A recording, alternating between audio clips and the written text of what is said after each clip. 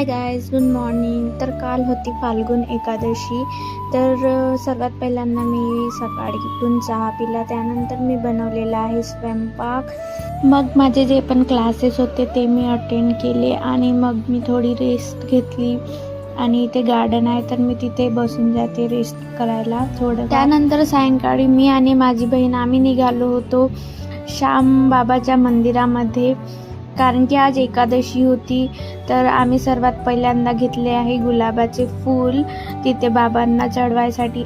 आणि तिथे पोचल्याबरोबर आम्हाला समजलं की आज खूप गर्दी असणार आहे. आणि तुम्ही बघू शकता की ती गर्दी आहे आज, कारण की आज एकादशी आहे त्यामुळे ऑब्व्हियसली गर्दी असणारच आहे. असे तर खाली टाईममध्ये नसते तेवढी गर्दी, आम्ही जात असतो कधी कधी. त्यानंतर आम्ही लागलो लाईनमध्ये आणि खूप वेळानंतर आम्हाला श्यामबाबांचे दर्शन मिळाले. तर तुम्ही पण बघू शकता किती छान फुलांनी वगैरे सजवलेलं आहे तिथे, आणि मंदिर पण खूप छान सजवलेलं, मला तर खूप आवडलं. मग त्यानंतर आम्ही निघालो बाहेर आणि एका शॉपमध्ये आम्हाला सामान वगैरे घ्यायचं होतं. तिथे आम्ही गेलो, सामान वगैरे घेतला आम्ही तिथे.